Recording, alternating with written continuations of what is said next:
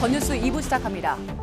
오늘 새벽 정체를 알 수 없는 비행 물체가 포착돼 공군 전투기가 출격하면서 주민들이 굉음에 놀라는 일이 벌어졌습니다. 확인 결과 비행 물체는 풍선으로 판명됐지만 어제 셋대 오인에 이어 북한 무인기 침공 여파가 계속되고 있습니다. 국회에서는 북한의 무인기 침공 당시 대응 적절성 등을 따지기 위한 국방위원회 긴급 현안 보고가 열리고 있습니다.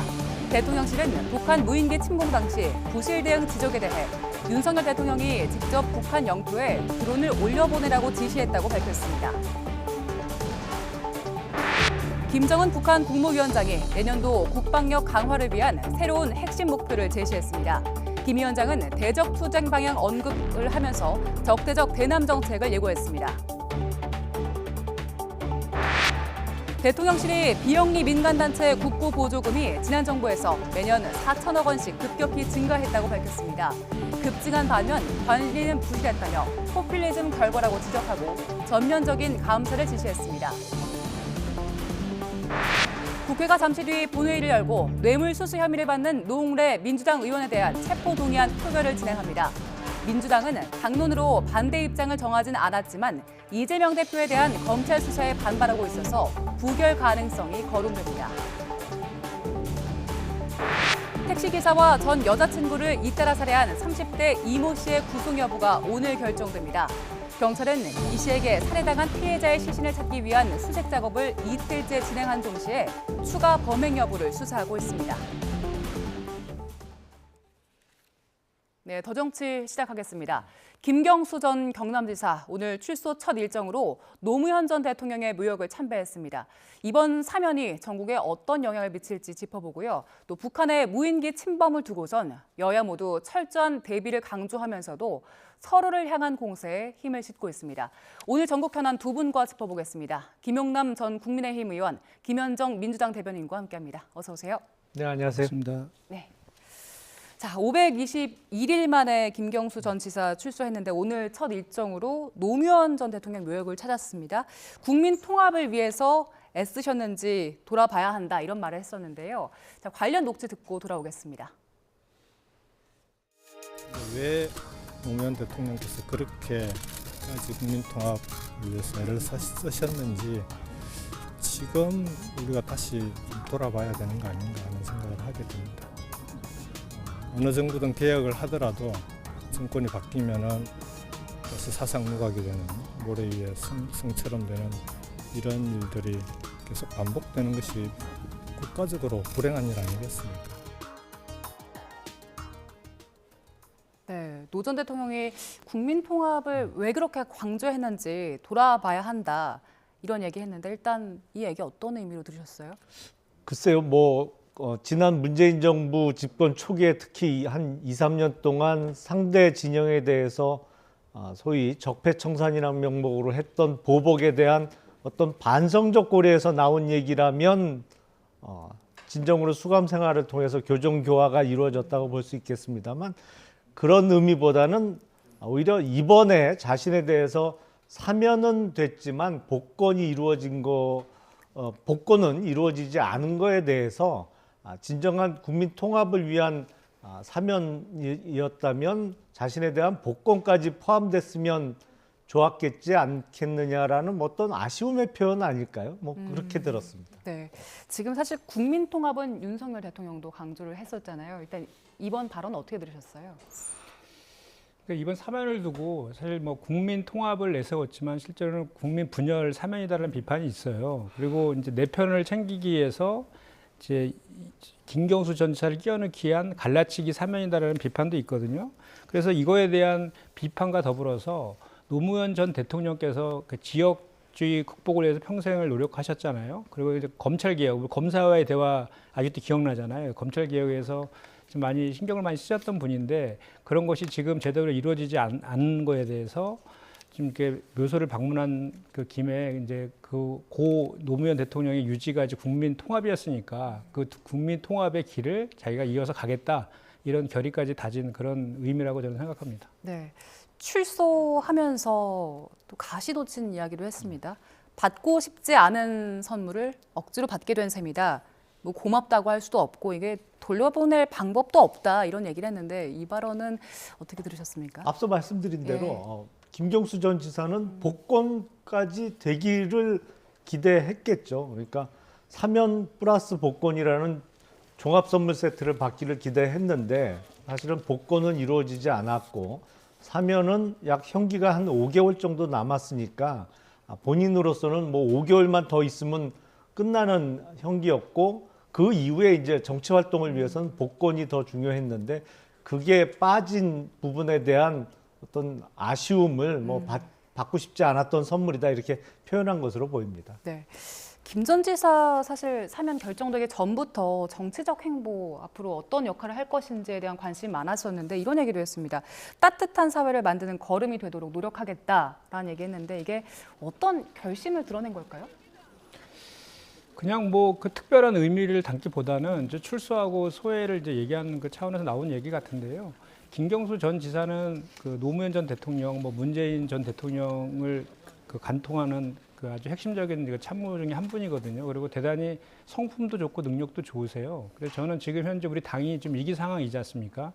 윤석열 검찰의 전 정부에 대한 전방위 수사도 진행 중에 있고 또 야당 대표라든지 또 당대표 측근들 그리고 민주당 인사들까지 전방위적인 수사 또 그리고 감사원의 감사들이 막 이어지고 있는데 이런 속에서 위기에 빠진 당에 대해서 좀 통합적인 역할을 뭐 친명, 비명, 뭐 친문 이런 걸 구별하지 않고 모든 그 계파를 넘어서 되게 신뢰받는 정치인이거든요. 그래서 그런 통합의 역할들을 그 김경수 전 지사가 잘 할 거라고 생각하고 그리고 김경수 지사께서 이제 그런 역할을 통해서 또 우리 그 정치가 너무나 정쟁화되는 그런 쪽이 아니라 또 이제 아까 처음에 본인이 얘기한 것처럼 국민 통합의 길로 예. 나아가는 그런 뭐 디딤돌 역할들도 충분히 할 수 있는 그런 분이 아닐까 그런 차원에서의 얘기라고 생각합니다. 네, 근데 일단 2028년까지는 지금 정치적인 활동을 할 수 있는 게 사실 뭐 피선거권이 박탈됐기 때문에 없지 않습니까? 네. 어떤 역할을 할 수 있겠습니까?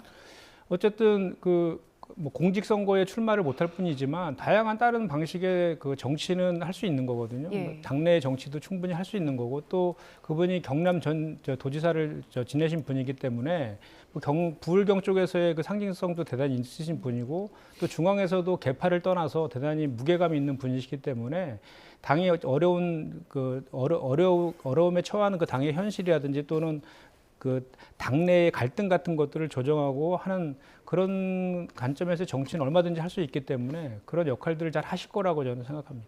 지금 김경수 지사가 민주당 대표나 뭐 최고위원 같은 그 당 안에서 선출직을 맡을 수 있는 상황입니까?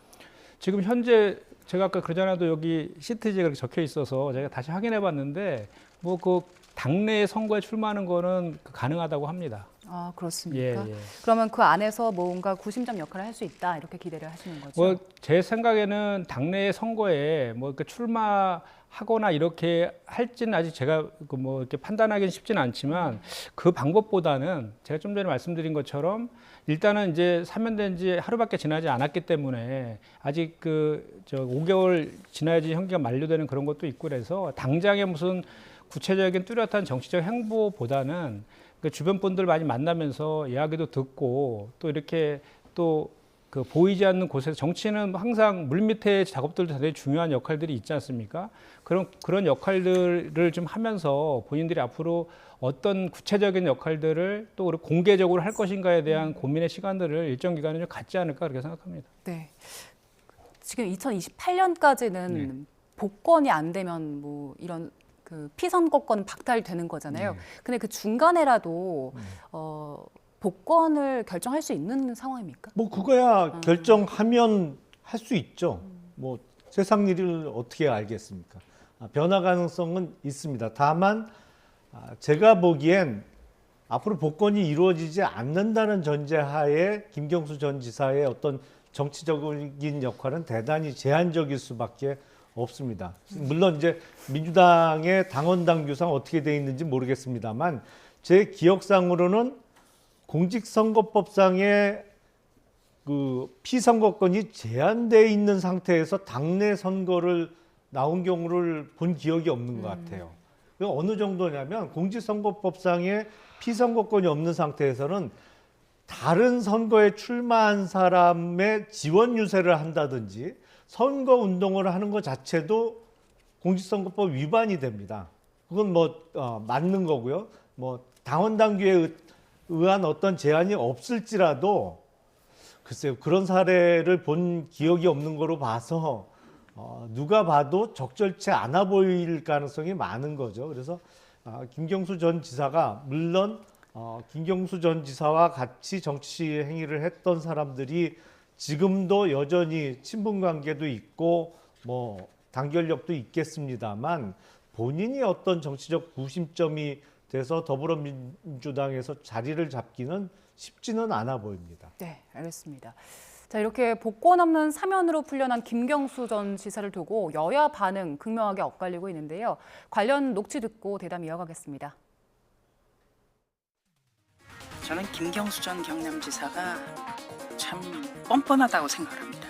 교도소라는 건 일단 있었던 것 자체를 부끄러워해야지 무슨 나오면서 선물을 받고 안 받고 이런 말을 한다는 것 자체가 이해가 되지 않습니다. 그러니까 한마디로 법치 여기에 대해서 인식 자체가 없다. 저는 그렇게 진단합니다. 혹시 김경수 전 지사를 복권을 안 해준데도 다른 의도가 있다 이렇게 보시나요? 모욕 주는 것이죠. 노무현 가문의 정치인이고 그리고 문재인 대통령도 노무현 가문 출신의 정치인이죠. 그중에 대통령이 되신 분이고. 그러니까 어떻게 보면 문재인 대통령도 노무현 가문으로 묶이는 것이죠. 김경수, 문재인 마찬가지로.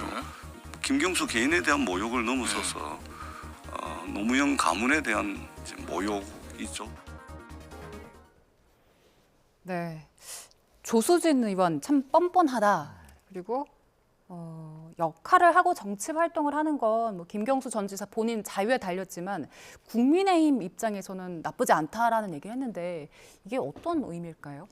우선은 이제 이번에 사면복권 발표를 하면서도 포함이 됐습니다만 김경수 전 지사의 경우에는 그 실형을 선고받았던 게 왜 드루킹 일당과 함께 댓글 조작을 하고 여론 조작을 한 죄로 실형을 받지 않았습니까? 그리고 그 수사 과정이나 재판 과정에서도 반성한다, 잘못했다는 얘기를 한 번도 한 적이 없어요. 그런 의미에서 이제 복권은 안 된다, 복권 대상에선 제외됐다라는 것이 이제 사면복권 발표문에도 들어 있었습니다만 아마 조수진 의원도 그런 의미에서 한 것이 아닌가 싶고요. 글쎄요, 지금 이재명 대표의 사법 리스크 때문에 더불어민주당 내에서도 당내 의원들의 의견이 갈라져 있는 것으로 압니다만 그런 상황에서 김경수 전 지사가 정말로 어떤 구심점이 돼서 더불어민주당의 분화를 촉진시킬 수 있는 역할이라면 오히려 그런 걸 정말 노렸다면 복권을 시켜줬겠죠. 그래서 어떤 더불어민주당의 전 상황에 비추어서 김경수 전 지사의 이번 사면이 국민의힘에게 도움이 될 수도 있다라는 것은 저는 선뜻 받아들이긴 좀 어렵습니다. 그렇습니까? 조수진 의원이 했던 그 정치 활동하는 건 본인의 자유에 달렸지만 국민의힘 입장에서는 나쁘지 않다라는 얘기요. 정말 국민의힘 입장에서는 나쁘지 않은 선택지일까요? 그러니까 국민의힘은 항상 우리 더불어민주당이 분열되길 바라는 거죠. 분열돼서 다음 총선에서 국민의힘이 이제 승리하기 위해서 이제 그런 갈라치기 같은 이제 발언을 좀 하고 있는 것 같은데요.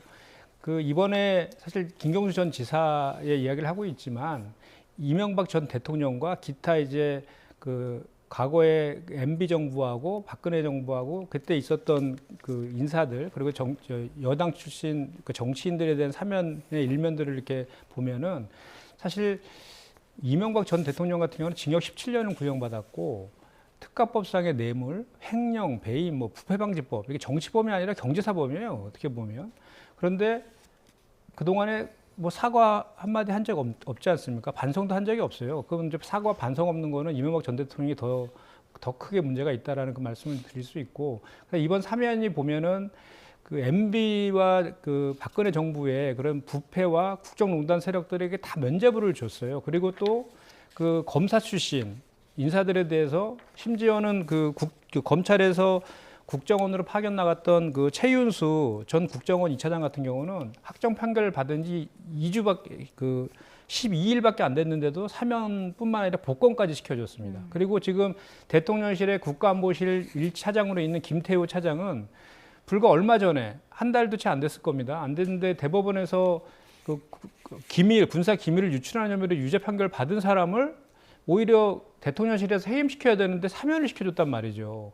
이런 그 사면, 결국은 그 내 편들을 갈라치기 하는 방식으로 해서 김경수 전 지사를 끼워넣기 하는 방식으로 해서 사면하는 명분을 얻으려고 했지만 실제로는 이것이 국민 통합이 아니라 국민 분열 사면이라는 것은 뭐 국민들이 일반적인 상식선에서 다 그렇게 알 것이라고 저는 생각하고, 그런 차원에서 이 사면에 대한 비판들을 좀 모면하기 위해서 자꾸 이제 이 발언들을 여당 인사들의 발언들이 마치 그 김경수 전 지사가 출소한 이후에 민주당 내의 그런 새로운 그 세력 개편 이런 것들로 자꾸 이렇게 옮아가려고 하는 그 의중이 담긴 발언들이다라고 저는 좀 생각을 합니다. 네, 전재수 의원은 노무현 가문에 대한 모욕이다라는 얘기하면서 문고리 3인방 같이 정치를 안 하는 사람들은 복권을 해주고 왜 정치를 할 사람을 5개월 남기고 사면만 해주냐 이런 얘기했잖아요. 이런 비판 계속해서 있어 왔는데 어떤 입장이세요?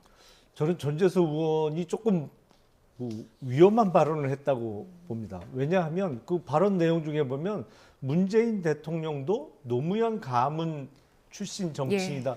문재인 대통령이 동의를 하실까요? 그 기분 나빠하실 가능성도 많을 것 같은데. 왜 그렇게 보세요? 글쎄요. 이게 노무현 가문 출신의 정치인이라면 문재인 대통령은 노무현 이미지상 노무현 대통령 밑에 있는 사람이라는 의미로 받아들이기가 쉽잖아요. 그리고 이 발언 내용을 보면 노무현 가문이라고 표현을 했습니다만 가문이라고 읽고 조직으로 받아들일 수 있는 내용이거든요. 그러니까 그런 의미에서 문재인 전 대통령께서 선뜻 동의하기 어려울 것 같고, 좀처럼 쓰지 않는 용어죠. 사실은 노무현 가문 받아들이기는 저는 노무현 조직이라고 받아들일 수 있다라고 말씀을 드렸습니다만, 이거 패거리 의식이 있는 것 같아요. 그래서 이게 지금 우리 조직 사람인데 왜 복권 안 시켜줬냐? 복권을 왜 안 시켜줬는지는 설명을 앞서 드렸습니다. 네. 이건 이제 사면 복권 발표 시에 들어가 있던 내용이고요. 반성을 했냐 안 했냐, 그리고 죄질 고려해서 복권 대상에선 제외됐다라고 설명을 했고, 전재수 의원의 발언은 앞서 말씀드린 대로 어떤 좀 심하게 표현하면 조폭적 의식에서 나온 발언 같아요. 표현에 좀 문제가 있다는 입장이신 거죠. 자, 표현에 일단 문제가 있다는 말씀하셨는데 민주당 내에서도 그렇게 받아들입니까? 아니 한 의원이 어떤 식으로 표현하는 거는 그 의원의 이제 자율이니까, 저는 다만 이제 이번 그 사면을 통해서 있지 않습니까? 이 사면이 현재 지금 그 사면권을 남용했다 또는 그 사면 참사라는 표현까지 일부에 있더라고요.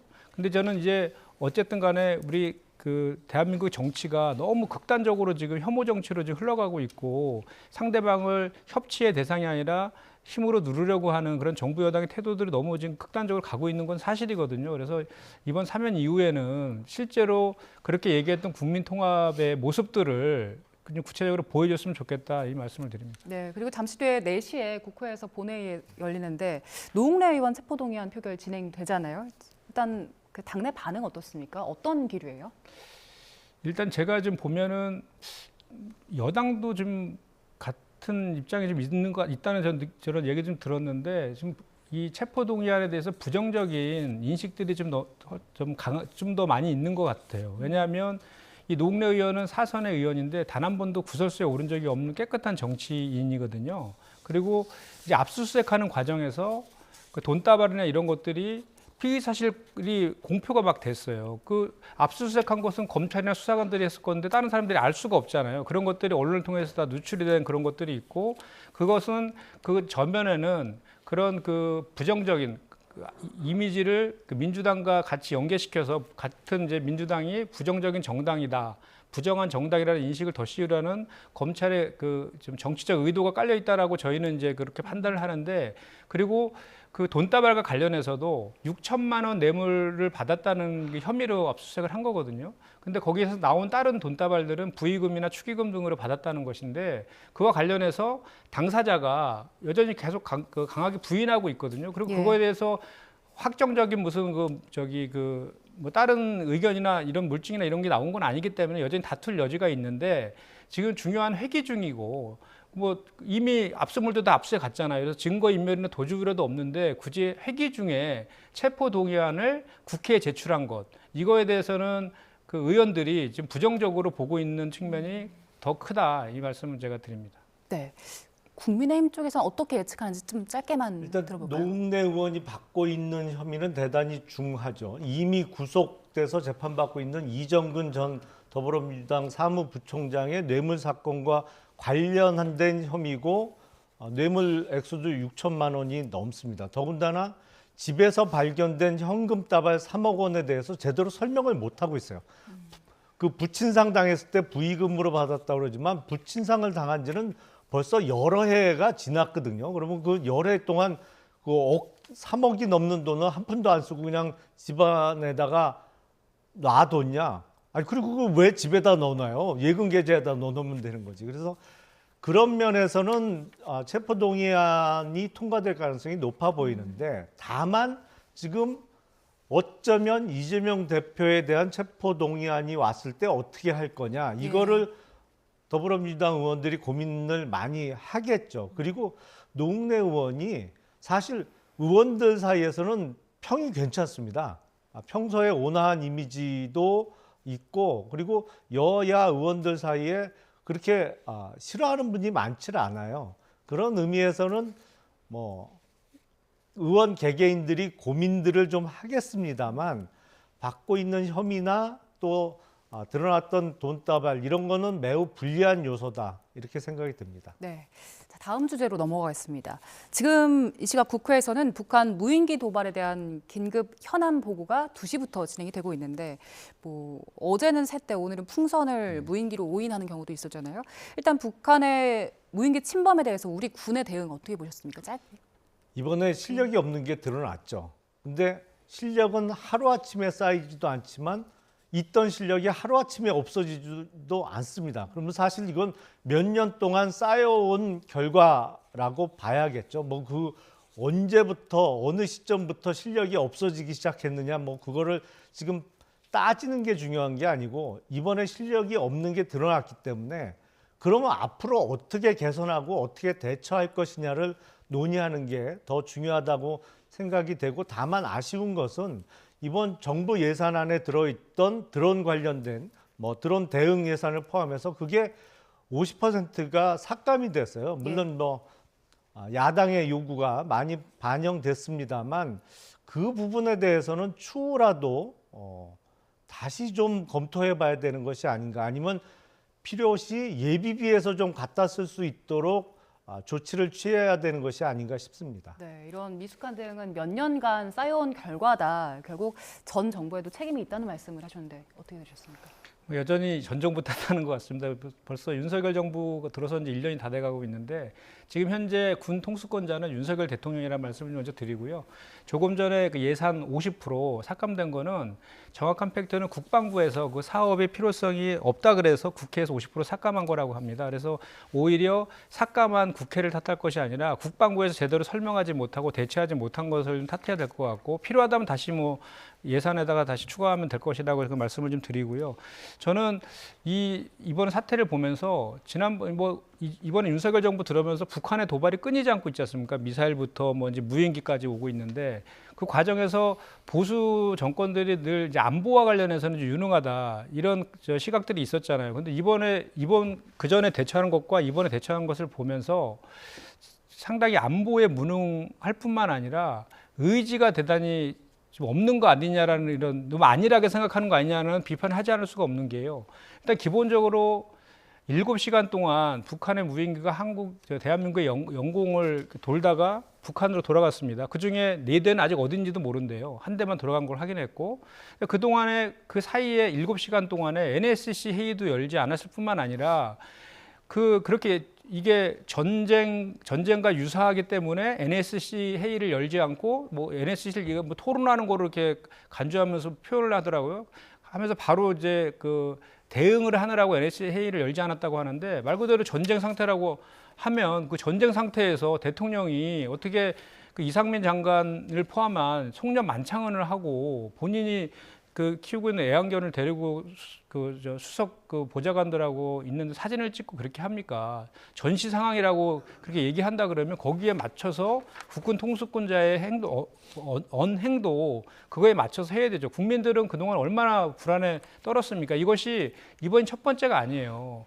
지난번에 강릉에서 현무 미사일 낙탄 사고 때에도 안보가 중요한데 오히려 보안을 더 중시해서 엠바고 걸고 7시간 동안 보도하지도 못하게 하고 이렇게 했거든요. 이번에도 똑같아요. 안보보다 보안을 더 중시하는 이런 안일한 태도는 정말 비판받아 마땅하다 말씀드립니다. 네. 지금 지적하신 대로 격추 작전을 수행하는 시점에 이병 반려견 소식 브리핑했다거나 NSC를 바로 대통령이 주재하지 않은 점들을 지금 야당에서 지적하고 있고 또 여당 일각에서도 지적하는 상황이잖아요. 그 상황이 벌어지고 있는 동안에 NSC를 소집하지 않은 건 충분히 이해할 수 있습니다. 왜냐하면 지금 상황이 벌어지고 대응을 해야 되는데 NSC를 소집하게 되면 국방부나 합참 관계자들이 또 이동을 해야 되잖아요. 그러면 오히려 자기 자리에서 긴급하게 대응을 하고 지휘를 하는 것이 더 맞기 때문에 저는 그건 충분히 이해할 수가 있습니다. 다만 상황이 종료된 다음에, 그러니까 식별된 무인기가 다시 북한 상공으로 넘어간 이후에는 적어도 그때는, 왜냐하면 이런 일이 또 벌어지지 않으리라는 법이 없기 때문에 그때는 NSC를 소집을 해서 종합적인 상황을 점검을 하고 또 이런 일이 재발했을 때 대응책을 논의하고 뭐 앞으로의 개선안을 마련하고 하는 게 더 좋았을 것 같은데, 대통령으로서는 바로 그 다음날 화요일 날 아침에 수석비서관은 국무회의가 있었죠. 예. 국무회의가 있어서 본인이 앞으로 해야 할 일 그리고 본인의 의지를 발언할 수 있는 기회가 있었습니다. 근데 NSC가 뭐 대통령 발언을 위해서 모이는 회의는 아니기 때문에 네. 그 전날 밤이라도 좀 소집했더라면 하는 아쉬움은 있습니다. 네, 알겠습니다. 자, 오늘 정치권 현안은 여기까지 짚어보겠습니다. 김용남 전 국민의힘 의원 그리고 김현정 민주당 대변인과 함께했습니다. 고맙습니다. 맞습니다.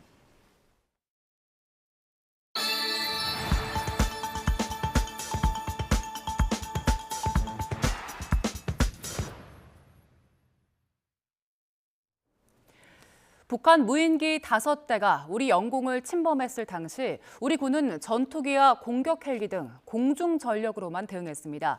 지상 대공포는 일정 대응하지 못했는데 그 이유가 뭔지 한현희 기자가 보도합니다. 북한 무인기가 영공을 넘어온 날 포착된 항공기입니다. 무인기를 추적하는 우리 공군의 KA-1 경공격기인데 당시 우리 군은 이런 경공격기와 공격 헬기 등 공중 전력으로 대응하는 데 주력했습니다. 지상 대응 전력인 벌컨포와 비호 등이 있었지만 격추 사격을 한 발도 하지 못했습니다. 지상 배치 대공 무기들이 사격을 하려면 자체 탑재한 탐지 장비로 목표물을 포착해야 하는데 기능이 제한되면서 국지방공 레이더나 열상 감시 장비 TOD로만 식별한 겁니다.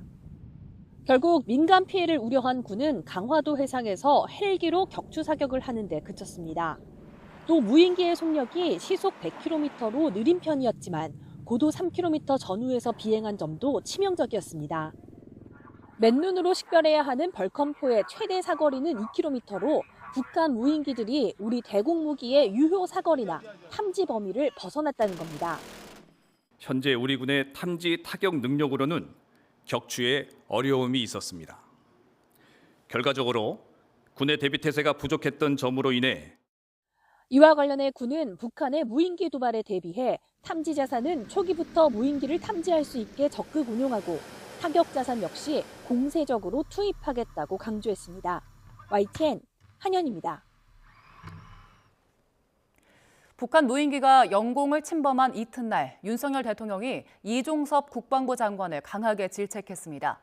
윤석열 대통령은 지난 27일 오전 김성한 국가안보실장과 이 장관으로부터 중간 보고를 받은 뒤 지금까지 무엇을 했느냐는 취지로 이 장관을 질책한 걸로 전해졌습니다.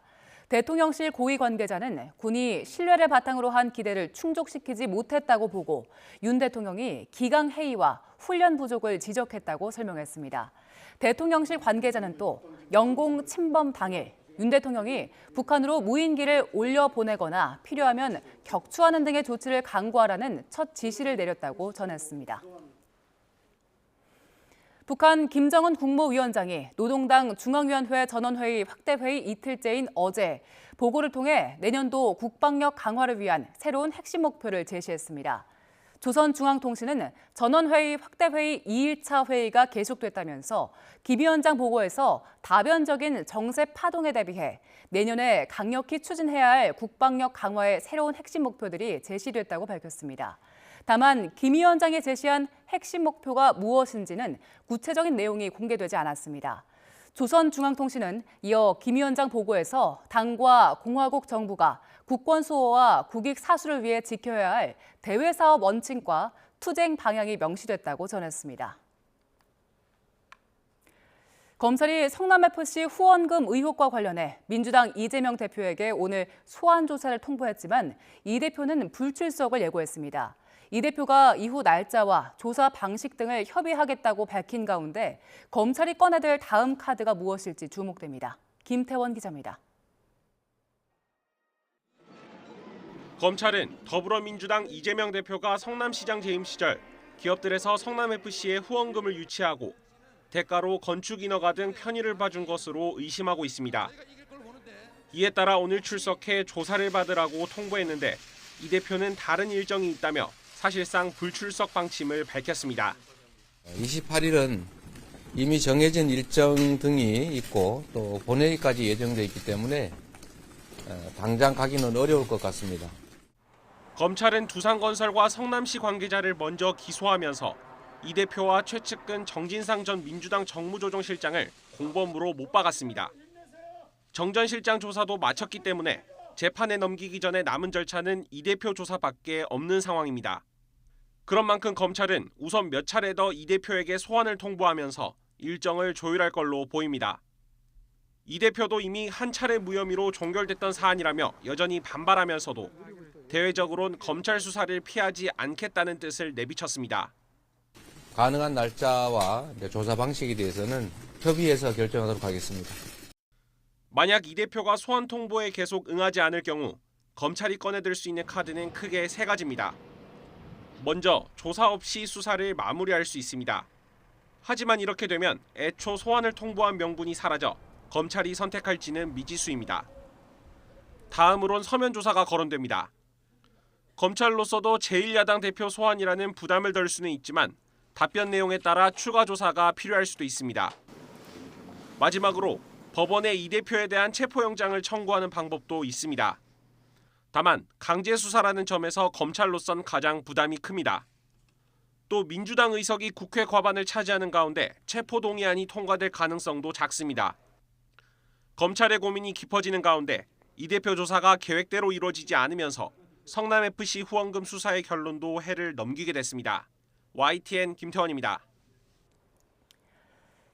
택시기사를 살해해 옷장에 숨긴 데 이어 전 여자친구도 살해했다고 자백한 이모 씨에 대한 신상 공개 여부가 이르면 내일 결정됩니다. 경기 북부경찰청은 살인 혐의를 받는 32살 남성 이모 씨에 대한 구속영장이 발부되면 내일 신상공개위원회를 열어 피의자 신상을 공개할지 결정할 거라고 밝혔습니다. 또 이 씨가 시신을 유기했다고 주장한 경기 파주시 공릉천 일대에 유실지뢰가 있을 수 있다고 군 당국이 통보함에 따라 도보 수색을 중단하고 드론 수색을 이어나가고 있다고 설명했습니다. 연예인 같은 공적 인물에 관해 쓴 뉴스 댓글도 사생활과 관련됐거나 소수자 혐오 표현이라면 표현의 자유를 인정할 수 없다는 대법원의 판단이 나왔습니다. 대법원은 가수 겸 배우 수지를 모욕한 혐의로 기소된 A씨에게 무죄를 선고한 원심을 깨고 사건을 서울 북부지방법원으로 돌려보냈습니다. 재판부는 해당 여성 연예인을 가리켜 말한 국민 호텔녀란 표현은 원래 이미지인 청순함과 반대 이미지를 암시해서 성적 대상화하는 방법으로 비하한 거라며 혐오 표현의 성격을 가질 수 있다고 판단했습니다. 또 사회적 평가를 저하할 만한 모멸적 표현으로 평가할 수 있고 정당한 비판의 범위를 벗어난 걸로 정당행위를 보기 어렵다고 판시했습니다. 글로벌 경기 침체 여파가 계속되면서 우리 경제 버팀목인 반도체 산업의 하락세가 가팔라지고 있습니다. 메모리 반도체를 주력으로 하는 삼성전자와 SK하이닉스의 4분기 실적 전망치가 갈수록 하향 조정되고 있습니다. 보도에 박홍구 기자입니다. 지난 3분기 영업이익이 1년 전보다 3분의 1 감소하며 어닝 쇼크를 기록했던 삼성전자. 하지만 4분기 실적 전망은 더 어둡습니다. 증권가에서 예상하는 평균 영업이익은 7조 4천억 원으로 3개월 전에 예상했던 것보다 35%가 줄었으며 일주일 전 전망치보다도 악화했습니다. 메모리 반도체가 전체 매출의 95%를 차지하는 SK하이닉스는 10년 만에 첫 분기 적자가 유력합니다. 불과 일주일 사이에 적자 예상 금액이 50% 이상 확대됐습니다. 관련 업계는 블랙 프라이데이와 12월 연말을 지나면서도 PC와 스마트폰 등 IT 제품에 대한 수요가 늘지 않아 반도체 재고가 소진되지 않고 있다고 설명했습니다. 4분기 초에 저희가 예상했던 것보다도 반도체 판매량이 좀 부진한 걸로 감지가 많이 되고 있는 상황이고, 이런 점들 때문에 12월 들어서 여러 증권사에서 실적 전망치를 많이 하향 조정하고 있는 걸로 보입니다. 반도체 불황은 금리 인상에 따른 소비 위축과 중국의 코로나 봉쇄가 주요 원인으로 꼽힙니다. 따라서 금리 상승세가 둔화하고 중국의 코로나 상황이 나아지면 메모리 반도체 업황이 개선될 것으로 보입니다. 다만 불확실성이 높아 회복 시기를 예측하기는 어려운데 내년 하반기부터란 전망이 많습니다. 이 스마트폰, PC 같은 ICT 디바이스들의 수요가 올해 많이 떨어졌는데 그것이 회복하는 게 23년도 후반부터 24년 정도로 보고 있어서 우리나라 메모리 반도체는 3, 4분기에 가시적인 회복이 있지 않을까. 반도체는 생산량의 90% 이상이 수출되고 전체 수출에서 차지하는 비중이 20%에 달해 우리에겐 가장 중요한 수출 품목입니다. 하지만 반도체 한파로 내년 반도체 수출은 올해보다 15% 감소하고 그에 따라 전체 수출도 4% 마이너스 성장이 예상된다고 무역협회는 내다봤습니다. YTN 박홍구입니다. 임대차 입법 시행에 따른 전셋값 급등 이후 올해 가파른 금리 인상으로 대출금리가 월세 전환율보다 높아지면서 월세 거래가 급증한 가운데 100만 원이 넘는 아파트 고액 월세 거래가 8만 건을 돌파했습니다.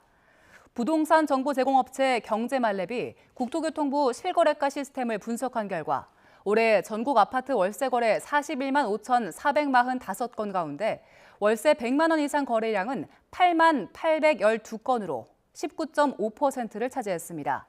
전국 아파트 월세액이 100만 원 이상인 거래는 2018년 2만 4,395건, 2019년 2만 6,051건, 2020년 3만 2,668건, 지난해 6만 4,712건으로 늘어난 뒤 올해 다시 지난해보다 24.8% 증가한 겁니다. 시세보다 30% 저렴하게 공급하는 공공분양주택의 사전 청약 접수가 내년 2월에 시작됩니다. 전용 면적 59제곱미터의 추정 분양 가격은 3억 원대, 84제곱미터는 4억에서 5억 원대로 산출됐습니다. 국토교통부는 공공분양주택 2,298호에 대한 사전 청약 공고를 내고 내년 2월 6일부터 신청서를 접수한다고 밝혔습니다. 대상지는 고양 창릉 877호, 양정 역세권이 549호, 서울 고덕항일 3단지가 500호, 남양주 진접 2가 372호입니다.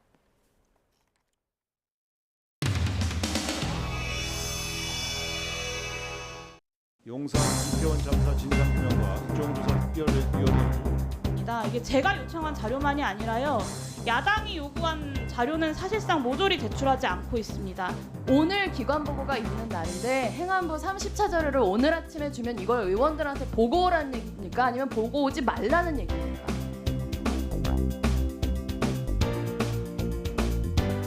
센터장님 골든타임이 언제입니까? 통상 그 재난 관련해서는 4분이라고 이야기하는데 골든타임이 언제냐고 묻습니다. 저기에서 말씀하신 그건 제가 특수본에서 판단하기는 적절하지 않은 것 같습니다. 특수본에서 발표를 했다니까요. 윤석열 정부 특수본에서 11시 내외라고 생각을 한다고 장관은 85분 걸렸습니다. 이동하는데 직접 운전해서 가셨습니까? 아니, 제 기사가 왔습니다. 기사가 올 때까지 그럼 기다렸습니까? 그 사이에 상황을 파악하고 아니요. 기사가 올 때까지 통상적인 사람이라면 택시라도 타고 가면서 지시를 내리면서 갑니다. 이 시간은 이미 골든타임이 지난 시간이었고요. 의원님하고는 생각을 조금 달리합니다. 제가 그 사이에 놀고 있었겠습니까, 의원님? 국정상황실장께 질문하겠습니다. 예. 재난안전의 컨트롤타워는 어디입니까?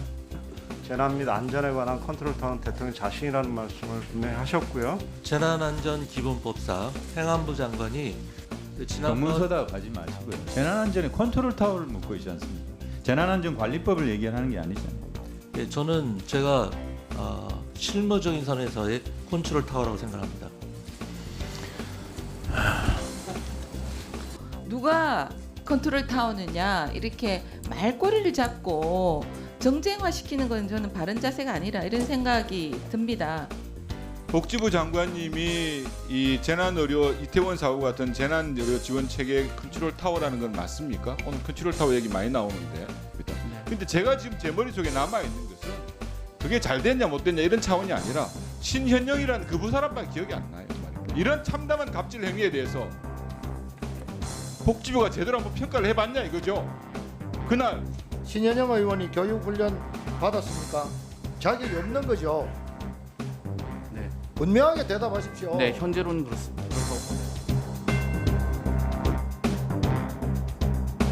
여당 의원들의 태도에 불만스럽습니다. 아니 컨트롤 타워 붙들고 있는 여기는 어떻습니까? 국정조사 연장해 주세요. 왜 신한영만 갖고 들어지는 건데 이 귀한 시간에? 이거 회의 안 해도 되니까, 예? 이거 안 해도 돼요. 예? 이게 무슨 회의야 이게?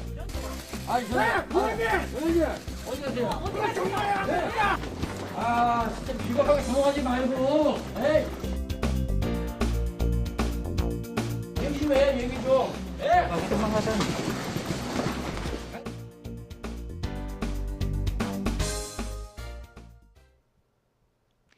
북서쪽에서 찬 공기가 밀려오며 날씨가 추워지고 있습니다. 내일은 서울의 아침 기온이 영하 8도까지 떨어지겠고 낮에도 종일 영하권 추위가 이어지겠는데요. 출퇴근길 보온에 신경 써주셔야겠습니다.